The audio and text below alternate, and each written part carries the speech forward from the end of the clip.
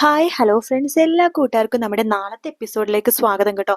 അപ്പോൾ 2-3 ദിവസത്തിന് ശേഷം നാളെയാണ് ഇനിയിപ്പോൾ എപ്പിസോഡ് സ്റ്റാർട്ട് ചെയ്യണത്. അപ്പോൾ നാളത്തെ എപ്പിസോഡിൽ കാണിക്കാൻ വേണ്ടത് അങ്ങനെ ശ്രുതിയും അശ്വിനും ശ്രുതിയുടെ വീട്ടിൽ അങ്ങനെ സന്തോഷത്തോടു കൂടി തന്നെ ഇരിക്കുക കേട്ടോ.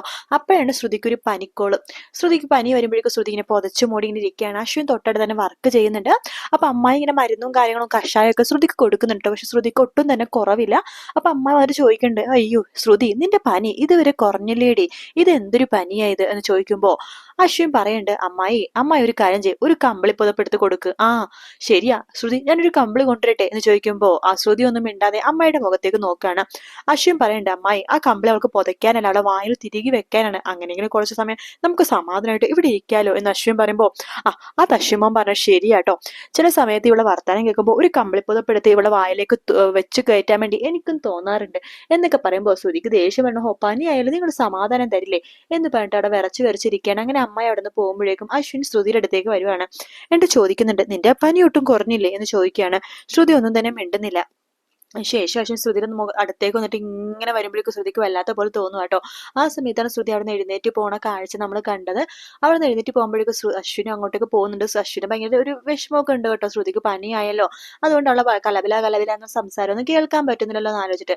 അപ്പൊ ശ്രുതി ഇങ്ങനെ ഇങ്ങനെ ഇങ്ങനെ വിരിക്കുമ്പോൾ അശ്വിൻ പറഞ്ഞു, ഹോ എന്തൊക്കെ പറയുന്നത്, നിനക്ക് പനി വന്നപ്പോൾ ഒരു സമാധാനം ഉണ്ട്, നിന്റെ കലബില വർത്താനൊന്നും കേൾക്കണ്ടല്ലോ, അതന്നെ ആശ്വാസം. നീ എന്റെ വർത്താനം കേൾക്കാതാവുമ്പോ തന്നെ ഈ വീട്ടിൽ എന്തൊരു സമാധാനമാണ് എന്നൊക്കെ പറയുമ്പോൾ ശ്രുതി അവിടെ നിന്ന് എഴുന്നേറ്റ് പോകുമ്പോൾ ശ്രുതി വീഴാൻ പോവാട്ടോ. ശ്രുതി വീഴാൻ പോകുമ്പോഴേക്കും അശ്വിൻ ഇങ്ങനെ പിടിക്കുകയാണ്. അതിനുശേഷം പനിയൊക്കെ പിന്നെ ഒരു ദിവസം കഴിയുമ്പോൾ തന്നെ പനിയൊക്കെ മാറുന്നുണ്ട്. പനിയൊക്കെ മാറിക്കഴിയുമ്പോഴാണ് ഇവരുടെ റിലേറ്റീവ്സിന്റെ ഒരു സംഗീതനായിട്ട് ഇവരുടെ വീട്ടിൽ വെച്ചിട്ടാണ് ആഘോഷിക്കുന്നത് കേട്ടോ. കാരണം അവർക്ക് ഒട്ടും പണമില്ലാത്ത ആൾക്കാരാണ്. അപ്പോൾ പൈസയും കാര്യങ്ങളൊക്കെ കുറവാണ്. അപ്പൊ അവരുടെ വീട്ടില് സൗകര്യക്കുറവുള്ളതുകൊണ്ട് അമ്മായിയുടെ വീട്ടിലാണ് കുറച്ചൊരു സൗകര്യം. അപ്പൊ അമ്മായിയുടെ വീട്ടിൽ നടത്താൻ വേണ്ടിയിട്ടാണ് തീരുമാനിക്കുന്നത്. സംഗീതനായിട്ടാണ്. അപ്പൊ ആ സമയത്ത് നടക്കുന്ന കുറച്ച് കാര്യങ്ങൾ എന്ന് പറയുമ്പോഴേക്കും വളരെ ഭയങ്കര സൂപ്പർ ആയിട്ടുള്ള ഭാഗങ്ങളാട്ടോ. അതെങ്ങനെയെന്ന് വെച്ച് കഴിഞ്ഞാല് എന്താണ്, ചെക്കന്റെ വീട്ടുകാരെന്ന് പറയുന്നത് കുറച്ച് ഇവരെക്കാളും കുറച്ചുകൂടി പൊടിക്കും കൂടി ഒരു ഹൈ ടീമാണ്. അപ്പൊ ചെക്കന്റെ അമ്മയും അച്ഛനും ഇവിടെ ഇല്ല, സ്റ്റേറ്റിലാണ്. അമ്മാവനും അതുപോലെ ബന്ധുക്കളൊക്കെ ആട്ടോ അങ്ങോട്ടേക്ക് വരുന്നത്. അപ്പൊ ശ്രുതി അശ്വിനോട് പറയുന്നുണ്ട്, ഇന്ന് ഇവിടെ ഒരു സംഗീതനായിട്ടാണെന്ന് പറയുമ്പോൾ അശ്വിന് ഭയങ്കര സന്തോഷമാവാണ് കേട്ടോ. ആ ശരി എന്നൊക്കെ പറഞ്ഞപ്പോൾ ഒരുപാട് ഗിഫ്റ്റും കാര്യങ്ങളൊക്കെ കിട്ടുന്നുണ്ട് കേട്ടോ.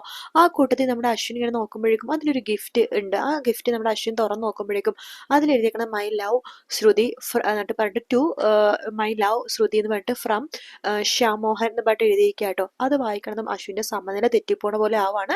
അശ്വിൻ അത്രയും നേരം സന്തോഷത്തോടു കൂടി തന്നെ ഇരിക്കുകയായിരിക്കും. സംഗീതനായിട്ടൊക്കെ കാണാം, ഒന്ന് സന്തോഷമായിട്ടൊന്ന് റിലാക്സ് ആയിട്ട് ഇരിക്കാം എന്നൊക്കെ പറഞ്ഞിട്ട് ഇരിക്കുന്ന സമയത്താണ് ഈ ഒരു സംഭവം കാണുന്നത്. അശ്വിന്റെ സമനില തെറ്റുമാട്ടോ. അശ്വിൻ അപ്പം തന്നെ അവിടെ വലിച്ച് കീറി കളയാണ് ആ ഗിഫ്റ്റ്.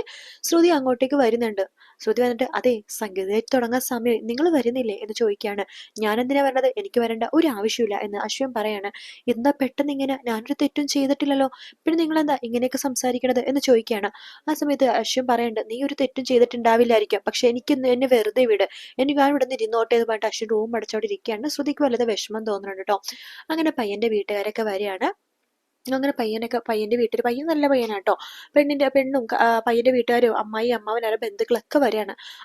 അമ്മാവൻ പറയുന്നുണ്ട്, ഹോ ഈ വീട്ടിൽ വെച്ചിട്ടാണോ സംഗീതനായിട്ട് നടത്തുന്നത്, ഇത് വല്ലാത്ത ചെറിയൊരു വീടാണല്ലോ, ചൂടെടുത്തിട്ട് വയ്യ, ഇവർക്ക് വല്ല ഹോളിൽ നടത്തിയാൽ പോരെയെന്ന്. ഓ ഹോളിൽ കൊടുക്കാൻ പൈസ ഉണ്ടാവില്ലായിരിക്കും, അതുകൊണ്ടായിരിക്കും എന്ന് പറഞ്ഞിട്ട് വന്ന് കയറുമ്പോൾ തൊട്ട് ഒരേന്നിങ്ങനെ കുറ്റവും കുറവും ഇങ്ങനെ പറഞ്ഞുകൊണ്ടേ ഇരിക്കാട്ടോ. അതിനുശേഷം നമ്മുടെ ശ്രുതി എല്ലാവരെയും വെൽക്കം ചെയ്യാണ്. വെൽക്കം ചെയ്യുമ്പോൾ കൂൾ ഡ്രിങ്ക്സ് ആട്ടോ ഇങ്ങനെ കൊടുക്കണത്. അപ്പൊ കൂൾ ഡ്രിങ്ക്സ് ഇങ്ങനെ കൊടുക്കുമ്പോഴേക്കും മറ്റേ അവരിങ്ങനെ പറയണ്ട, ഹോ ഇവിടുത്തെ കൂൾ ഡ്രിങ്ക്സ് സ്റ്റീൽ ഗ്ലാസ്സിൽ തരുന്നത് കുപ്പി ഗ്ലാസ്സിൽ തരാനുള്ള ഗതികേട് പോലും നിങ്ങൾക്കില്ലേ എന്ന് ചോദിക്കുകയാണ്. അമ്മായിയുടെയും അതുപോലെ തന്നെ അമ്മയുടെയും അതുപോലെ തന്നെ ആ പെണ്ണിന്റെ അമ്മയുടെ അച്ഛൻ്റെ മുഖമൊക്കെ അങ്ങോട്ട് മാറും കേട്ടോ. ആ പെണ്ണിന്റെ അമ്മ അച്ഛനും ഭയങ്കര പാവം പിടിച്ച ആൾക്കാരാട്ടോ. പെണ്ണ് അതിനപ്പുറത്തൊരു പാവം പിടിച്ചാണ്, അവർക്ക് ഭയങ്കര വിഷമമാട്ടോ. അപ്പൊ തന്നെ ശ്രുതി പറയുന്നുണ്ട്, അതെ സ്റ്റീൽ ഗ്ലാസ് ആകുമ്പോൾ നിലത്ത് വീണാൽ പൊട്ടില്ല, ചില്ല് ഗ്ലാസ് ആണെങ്കിൽ നിലത്ത് വീണാൽ പൊട്ടും, നമ്മൾ തമ്മിലുള്ള ബന്ധം ഇനി മുതൽ നിലത്ത് വീണാൽ പൊട്ടാത്ത ബന്ധമായിരിക്കണം, അതുകൊണ്ടാണ് സ്റ്റീൽ ഗ്ലാസ്സിൽ തന്നത് എന്നൊക്കെ ഇങ്ങനെ പറയണം. അതിനുശേഷം എന്നുണ്ടെങ്കിൽ എല്ലാവരും ഇങ്ങനെ സംഗീതനായിട്ടും കാര്യങ്ങളൊക്കെ ചെയ്യാണ്. അപ്പൊ പയ്യന്റെ അമ്മാവും പറയുന്നുണ്ട്, ഹോ എന്ത് പറയാനാ, ഇവിടെ ചൂടെടുത്തിട്ടാണെങ്കിൽ വയ്യ, ഒരു AC പോലും ഇല്ലാത്തൊരു വീടാണല്ലോ ഇത്, ഞങ്ങളുടെ പയ്യനാണെങ്കിൽ പ്രൊമോഷനൊക്കെ കിട്ടാൻ പോവാണ്, അവനെ ഇനി ഇരട്ടി സാലറി, അവനെ പെമ്പിള്ളേര് ക്യൂ നിന്ന് കൊത്തിക്കൊണ്ടു പോകും. ആ സമയത്താ ഈ ദരിദ്രവാസി കുടുംബത്തിൽ നിന്ന് അവൻ പെണ്ണ് ആലോചിച്ചത്. പ്രൊമോഷൻ കിട്ടാൻ പോണ ചെക്കനെയാണ് ഈ വീട്ടിൽ വീട്ടിൽ പെണ്ണാലോചിക്കണത് എന്നൊക്കെ പറഞ്ഞിട്ട് ഭയങ്കര ഒരു കുറ്റം പറച്ചിലാണ്ട് അമ്മായി. അമ്മാവനും കണക്ക് തന്നെയാണ് ആ ചെക്കൻ അതൊക്കെ കേട്ടൊന്നും മിണ്ടാതിരിക്കാണ്, ചിരിച്ചോണ്ടിരിക്കുക കേട്ടോ. ശേഷം ആ ചെക്കൻ അകത്തേക്ക് ഇങ്ങനെ അങ്ങോട്ടും ഇങ്ങോട്ടൊക്കെ പോകുമ്പോഴേക്കും ഈ അമ്മായി വീണ്ടും വീണ്ടും ഓരോന്നൊക്കെ പറഞ്ഞുകൊണ്ടിരിക്കുകയാണ്. എന്നാലും നിങ്ങൾക്ക് വേറെ സ്ഥലമൊന്നും കിട്ടി സംഗീതനായിട്ട് നടത്താനായിട്ട് ഹും എന്ന് പറയാണ്. അപ്പോഴേക്കും ആ പെണ്ണ് വരുന്നുണ്ട് അങ്ങോട്ടേക്ക്. അപ്പൊ തന്നെ ചെക്കന്റെ അമ്മായി ഇങ്ങനെ പറയാണ്, ഹോ, ഈ പെണ്ണിന് വില കുറഞ്ഞ ഡ്രസ്സാണല്ലോ ഇട്ട് കൊടുത്തിരിക്കണത്, വിലയുള്ള ഡ്രസ്സ് മേടിക്കാൻ പോലും നിങ്ങളുടെ കയ്യിൽ വകയൊന്നും ഇല്ലേ എന്ന് ചോദിക്കുകയാണ്. അതിനുശേഷം പെണ്ണിന്റെ കഴുത്തിലെ മാല നോക്കുന്നുണ്ട്. ഓ, ഇത് റോൾഡ് ഗോൾഡ് ആണല്ലോ, സ്വർണ്ണമാല ഇടാൻ പോലും ഉള്ള വകയില്ലേ, ഞങ്ങളുടെ ചെക്കനെ പ്രൊമോഷൻ കിട്ടാൻ പോവാ. ഹാ, എന്ത് പറയാനാ എന്നൊക്കെ പറയുന്നുണ്ട്. ശ്രുതിക്കൊക്കെ ആണെങ്കിൽ ദേഷ്യം വരുന്നുണ്ട് കേട്ടോ. പക്ഷെ കല്യാണം മുടങ്ങാതിരിക്കാനായിട്ട് എല്ലാരും അത് സഹിച്ചിരിക്കുകയാണ്. ശേഷം ശ്രുതി ആ അമ്മായി ചോദിക്കണ്ടേ, അല്ലടി പെണ്ണെ, നിന്റെ പയ്യൻ ഇവിടെ വന്നിട്ടില്ലേ, നിന്റെ കെട്ടിയോൻ എന്ന് പറയുമ്പോ ശ്രുതി പറയണ്ട, ആ ഇവിടെ ഉണ്ടെന്ന് പറയാണ്. എന്നിട്ട് ഞങ്ങൾ വന്നിട്ട് നിന്റെ പയ്യൻ എന്താ ഇങ്ങോട്ടേക്ക് എഴുന്നള്ളാത്തെ എന്ന് ചോദിക്കുകയാണ്. ആ സമയത്ത് ശ്രുതി പറയുന്നുണ്ട്, അദ്ദേഹത്തിന് കുറച്ച് ജോലി തിരക്കുണ്ട്. ഹോ, പിന്നെ എന്റെ മരുമകനേക്കാളും ജോലി തിരക്കാണോ നിന്റെ ഭർത്താവിന്? എന്റെ മരുമകന് വലിയ ആളാണ്, അതിനേക്കാളും ജോലി തിരക്കാണ് നിന്റെ ഭർത്താവിനെ അപ്പോഴേക്കും അമ്മായി പറയേണ്ടത്, ശ്രുതി പോയി വിളിച്ചോണ്ട് വാ ശ്രുതി എന്ന് പറയാണ്. അങ്ങനെ ശ്രുതി അശ്വിനെ വിളിക്കാൻ വേണ്ടി റൂമിലേക്ക് പോവാണ്. അശ്വിൻസ് ഒന്ന് വരാവോ, അവരെല്ലാരും അശ്വിൻ സാറിനെ അന്വേഷിക്കുന്നുണ്ട് പറയുമ്പോ അശ്വിൻ പറയുന്നുണ്ട്, ഇല്ല എനിക്ക് വരാനൊന്നും പറ്റില്ല, എനിക്കിവിടെ ഒരുപാട് ജോലി തിരക്കുണ്ട്, പിന്നെ അവിടെ വരാനല്ലേ എനിക്ക് പണി, പോയി പണി നോക്ക് എന്നൊക്കെ പറഞ്ഞിട്ട് ശ്രുതിനെ പറഞ്ഞയക്കാട്ടോ. ശ്രുതിക്ക് വല്ലാതെ വിഷമം തോന്നുന്നുണ്ട്. അമ്മായി ചോദിക്കണ്ടേ, എന്താ ശ്രുതി അശ്വിൻ മോൻ വന്നില്ലേ എന്ന് ചോദിക്കുകയാണ്. ഇല്ല, അശ്വിൻ സാറിന് പണിത്തിരക്കാണെന്നാ പറയുന്നത്. ആ സമയത്ത് അവരുടെ ആ ചെക്കന്റെ അമ്മായി വീണ്ടും ചോദിക്കാട്ടോ, എന്താടി വേണ്ടേ, നിന്റെ ഭർത്താവ് വന്നില്ലേ? അല്ല, അദ്ദേഹത്തിനെ കുറിച്ച് പണിത്തിരക്കുണ്ടെന്ന് പറയുമ്പോ നമ്മുടെ അമ്മായി പറയുന്നുണ്ട്, രാധ എന്ന് പറഞ്ഞ അമ്മായി പറയുന്നുണ്ട്, അതെ നിങ്ങളൊന്ന് വെയിറ്റ്, ഞാൻ പോയി വിളിച്ചോണ്ട് വരാം മരുമകനെ എന്ന് പറയാണ്. അങ്ങനെ അശ്വിന്റെ അടുത്തേക്ക് പോകുമ്പോഴേക്കും നമ്മുടെ അശ്വിൻ പണിത്തിരക്കിലായിക്കോട്ടെ. അപ്പൊ അമ്മാരത്ത് പറഞ്ഞ അമ്മായി, എനിക്ക് വരാൻ പറ്റില്ല, കുറച്ചധികം പണിയുണ്ടെന്ന് പറയണ. സാരില്ല മോനെ, ഞാൻ പയ്യന്റെ കുറച്ച് ഡ്രസ്സുകൾ ഇവിടെ ഉണ്ട്, അത് എടുക്കാൻ വേണ്ടി വന്നതാണെന്ന് പറഞ്ഞിട്ട് ആ പയ്യന്റെ ഡ്രസ്സും ആ പയ്യന് ഇടാൻ വേണ്ടിയിട്ടുള്ള മോതിരവും അവിടെ ഉണ്ടാവും കേട്ടോ. അത് എടുത്തുകൊണ്ട് വരുന്ന അമ്മായിയുടെ അടുത്ത് ആ പയ്യന്റെ ബന്ധുക്കൾ വരുവാണ്. ഇത് കൊള്ളാലോ, ഇതാണ് നിങ്ങൾ പയ്യന് വേണ്ടി വാങ്ങിച്ചു വെച്ച ഡ്രസ്സ്, ഇതാണ് മോതിരം, ഇതെന്താ ഇത് എന്നൊക്കെ ചോദിക്കാണ്. ഇത് എന്താ ദരിദ്രവാസി കുടുംബത്തിനാണ് കെട്ടിച്ചുകൊണ്ടെന്നാണ് നിങ്ങൾ വിചാരിച്ചത്? ഞങ്ങൾ ഹൈ ടീമാണ്, നിങ്ങൾക്ക് നാണൂല്ലേ ഇത്ര വില കുറഞ്ഞ ഡ്രസ്സൊക്കെ എന്റെ മോനൊക്കെ തോണ്ടം തരാനായിട്ട് എന്നൊക്കെ പറയാണ്. ഇത് കേട്ടോണ്ടിരിക്കണ അശ്വിന് ദേഷ്യം വരും കേട്ടോ. അശ്വിനാണെങ്കിൽ ഭയങ്കര അവിടുന്ന് വഴക്ക് പറയാൻ വേണ്ടി അശ്വിൻ വായ എടുക്കാണ്, പിന്നെ അശ്വിൻ മിണ്ടാതിരിക്കുന്നുണ്ട്. ശേഷം അശ്വിൻ വിചാരിക്കും, എന്നാലും ആ ചെക്കനൊന്ന് കാണണമല്ലോ, ഇത്ര വലിയ ബിസിനസ്സുകാരനെങ്കിൽ ഒന്ന് കാണണമല്ലോ എന്ന് അശ്വിൻ വിചാരിക്കുകയാണ്. അങ്ങനെ അശ്വിൻ നോക്കുമ്പോഴേക്കും അശ്വിനെ പരിചയമുള്ള ചെക്കനാട്ടോ അത്. അശ്വിൻ അപ്പൊ തന്നെ അശ്വിന്റെ കമ്പനിയുടെ പ്രൊമോഷൻ ആയിട്ടുള്ള ചെക്കനാണത്. അങ്ങനെ അശ്വിൻ അപ്പൊ തന്നെ കമ്പനിയിലേക്ക് വിളിക്കുകയാണ്, ഇവന്റെ പ്രൊമോഷൻ ഹോൾഡ് ചെയ്യാൻ വേണ്ടി പറയാണ്. അങ്ങനെ കമ്പനിയിലെ MD ഈ പയ്യനെ വിളിക്കുകയാണ് ആ സമയത്ത്. എന്നിട്ട് പറയുന്നുണ്ട്, നിനക്ക് പ്രൊമോഷൻ തരാൻ പറ്റില്ല, ഞങ്ങളുടെ CEO പറഞ്ഞു ഇപ്പൊ പ്രൊമോഷൻ കൊടുക്കണ്ടെന്നാ പറഞ്ഞേക്കണത്. അപ്പൊ ഇപ്പൊ ആ കല്യാണ ചെക്കൻ ചോദിക്കുന്നുണ്ട്, അതെന്താ എനിക്ക് പ്രൊമോഷൻ തന്ന? അതൊന്നും അറിയില്ല, നിനക്ക് പ്രൊമോഷൻ തരാൻ പറ്റില്ലെന്നാ CEO പറഞ്ഞത് എന്ന് പറഞ്ഞിട്ട് ഫോൺ വെക്കാണ് MD.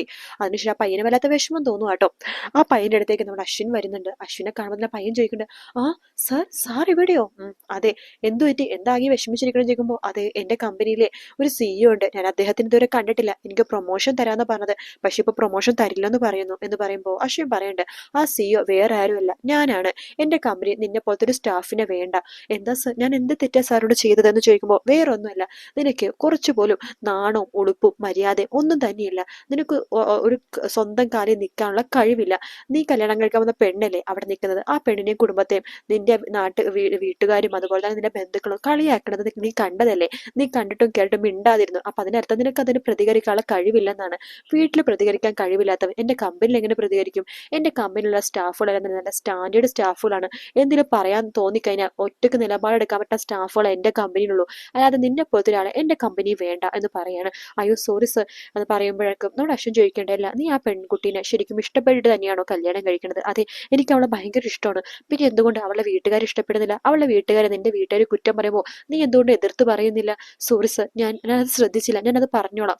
ഇത് നീ പറഞ്ഞുകൊണ്ട് ഒരു കാര്യമില്ല, ഞാൻ എന്തായാലും നിനക്ക് പ്രൊമോഷൻ ഒന്നും തരാൻ പോണില്ല എന്ന് പറയാണ്. അപ്പൊ ആ പയ്യൻ പറയണ്ട, സോറി സർ, ഞാൻ ഇന്നത് ഒരിക്കലും ആവർത്തിക്കില്ല, എന്തായാലും സാർ എനിക്ക് പ്രൊമോഷൻ തന്നാലും ഇല്ലെങ്കിലും ഞാൻ കല്യാണം കഴിക്കുന്ന പെണ്ണാ അത്, അവളെ വീട്ടുകാരെ അപമാനിക്കണത് ഞാൻ എന്നെ സഹിക്കില്ല സർ, സാറ് പറഞ്ഞത് ശരിയാണ് എന്ന് പറഞ്ഞിട്ട് അവരുടെ തരാമെന്ന് പറയുന്നുണ്ട്. അതെ, നിങ്ങൾ ഈ വഴക്കും വക്കാണോ നിർത്തോ എന്നൊക്കെ പറഞ്ഞിട്ട് ആ പയ്യൻ ഭയങ്കരമായിട്ട് ബഹളം ഉണ്ടാക്കാട്ടോ. ആ സമയത്ത് എല്ലാവരും കൂടി അങ്ങനെ നിശബ്ദമാവാനായിട്ട് പറയണ്ട ആ പയ്യൻ വീട്ടുകാരത്ത്, ഞാൻ ഇവിടെ കല്യാണം കഴിക്കാൻ പോകുന്നത് ഇവളുടെ സ്വഭാവം കൊണ്ടിട്ടല്ല, പണം കൊണ്ടിട്ടല്ല, ഇനിയെങ്കിലും ഇവരെ വീട്ടുകാരെ കൊച്ചാക്കണ പരിപാടി ഒന്ന് നിർത്തൂ എന്ന് പറയാണ് ആ പയ്യന്റെ ആൾക്കാരുടെ അടുത്ത്. അങ്ങനെ ആ പയ്യൻ അങ്ങനെ പറയുമ്പോഴേക്കും എല്ലാവർക്കും ഭയങ്കര സന്തോഷമൊക്കെ ആവട്ടെ. അങ്ങനെ കല്യാണം വീണ്ടും നല്ല അടിപൊളിയായിട്ട് നടക്കുകയാണ്. പിന്നീടാണ് ശ്രുതി അറിയുന്നത്, അശ്വിൻ കാരണമാണ് ആ പയ്യൻ നല്ല സ്റ്റാൻഡായിട്ട് തീരുമാനം എടുത്തതെന്നും ആ കല്യാണം തുടർന്ന് നല്ല രീതിയിൽ നടത്താൻ പറ്റിയ കാരണം അശ്വിനാണെന്ന് പിന്നീടാട്ടോ ശ്രുതിക്ക് മനസ്സിലാവുന്നത്. വീഡിയോ ഇഷ്ടപ്പെടുകയാണെങ്കിൽ ലൈക്ക് ചെയ്യാനും സബ്സ്ക്രൈബ് ചെയ്യാനും കമൻറ്റ് ചെയ്യാനും മറക്കല്ലേ. മറ്റൊരു വീഡിയോ ആയിട്ട് വീണ്ടും കാണാം. Take care. Bye bye.